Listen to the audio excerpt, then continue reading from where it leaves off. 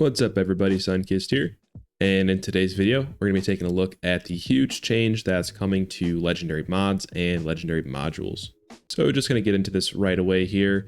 This is on the PTS right now. I am on console. I don't really have a way to play the PTS, unfortunately. I'm guessing this is probably going to come in the Ghoul update in March. It's possible that they drop it mid-season, or at least some of these things, but more than likely you'll probably be waiting until March to see these. So I think first and most importantly, we're going to look at the legendary mod changes here. As you can see, the legendary mod boxes can now be scrapped for legendary modules, and then you can also learn the plans for the legendary mods by scrapping the mod boxes. And you learn those at the same rate as when you're scrapping the legendary gear. So essentially what that means is we now have doubled our odds of learning legendary mods. So that's excellent news. I know everybody wanted those rates to increase. You know, there's a debate to be had about how easy it should be, how hard it should be, whatever. But nevertheless, essentially, we're getting a double chance here to learn legendary mods, and that's absolutely awesome. And not only that, but you're going to be getting modules for scrapping those legendary mods.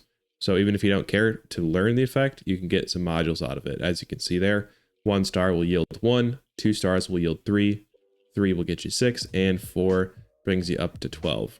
So definitely going to be scrapping those stalwarts box mods that I have. Definitely love this change, considering that legendary mod boxes are pretty easy to get from running raids. And one of the issues I have right now is how many legendary modules it costs to apply effects to your gear. So this is definitely going to help alleviate that a little bit. Next up, and I think kind of most importantly, I guess not, maybe not most importantly, but I know it's something that's kind of a hot topic right now, and that is how Cavaliers and how Sentinels function.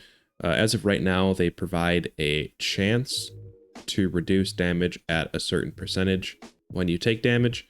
A great video came out by Wiggle Plays, which I'll link down in the description.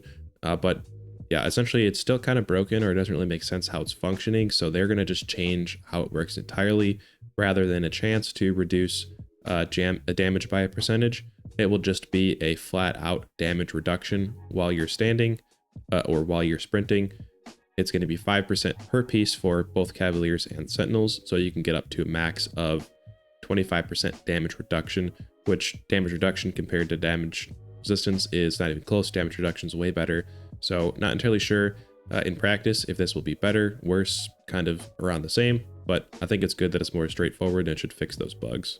I'm just going to breeze over these miscellaneous fixes here really quickly. I haven't really had a chance to look at the ghoul mechanics a ton yet. Again, like I said, I don't have access to the PTS, so I haven't really actually got to test it.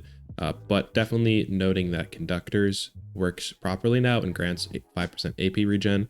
I think that's going to be very, very strong. So excited to equip that to my weapons when it's working properly. So taking a look at some of the perk changes here. Again, I won't speak too much on the ones that I'm not super familiar with, as I haven't tried them in the PTS yet, but some of these are a little easier to understand. So not going to really talk about Onslaught there. I don't know too much about that, but Angry Turtle has a great video talking about it, so I'll link that in the description. But one thing that I think is great is that they finally added an option to disable the unopened perk card prompt. I know some high-level players at a certain point, you just start collecting perk card packs. You don't really have a reason to open them, but you get prompted to open them every time. Maybe you don't want to keep duplicates of cards in your, I guess, card inventory, so an option to disable that's actually great. Continuing with the general trend that Bethesda's been on lately of reducing the number of perk points that it takes to run perk cards, I'm absolutely all for that. I love the changes they've been making to perks recently and balancing, so definitely keep at it. But as you can see here, Ironclad is now only a max of 3 ranks, and it increases all of your resistances and not just ballistics. So that's a great change to that. Might actually be worth running in Endurance now, although Endurance perks are kind of fighting for each other because there's so many good ones to run there. Maybe it would be a good idea to look at the perk cards that are in Endurance, just because it seems like there's just so many good options in Endurance now, and I think some other ones are kind of lacking. And another great one here, Demolition Expert ranks are reducing down to 3 from 5. That's another one that is great. I mean, those 5 perk point cards really just kind of take up a huge chunk of what your build is. So definitely happy to see that. Just some details on that below. Rank 2 goes up to 40% from 20, and rank 3 gets you that max 60%, which I believe is the current max for rank 5. I guess there was some sort of issue going on with Demolition Expert increasing turret damage instead of home defense, so that's fixed now, I guess. Yeah, I guess they increased turret damage. I don't really think too many people were running that, though, to be honest. But now Gunrunner also works with any ranged weapon. Modern Renegade works with all small guns. I don't remember exactly what Modern Renegade applied to specifically before, but I mean, that's great that it's more broad now in its reach. Chance to Cripple has been replaced with increased limb damage.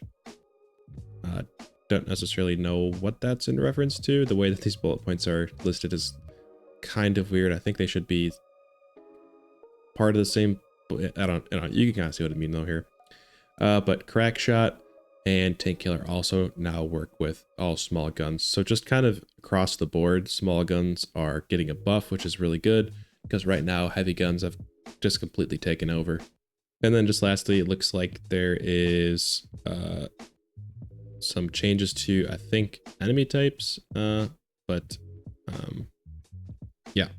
Overall, I think these are some really great changes. I can't wait for the perk card point rebalancing.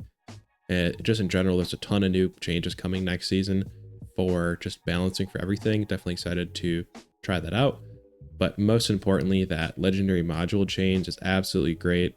I guess legendary mod and module change is great. So thank you, Bethesda, for that.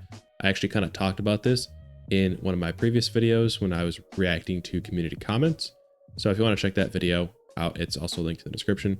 But yeah, this is perfect. Essentially doubling our chance to learn legendary mods and also making it easier to get legendary modules, you know, and I guess just let us do something with stuff that people normally just drop and kind of is a waste. So that'll do it for this video though. If you enjoyed or learned something, definitely hit that like and subscribe button. Hopefully see you on future videos. All right, take care. Yeah, this server's just kind of laggy. Alright, man. Oh, he's... Where'd it come from? Did he just teleported? Bro, he just teleported. Yep. So on the other side, he just appeared there. Dude, what the fuck? I've never happened before. I know. No, no. Oh my god, I gotta clip that.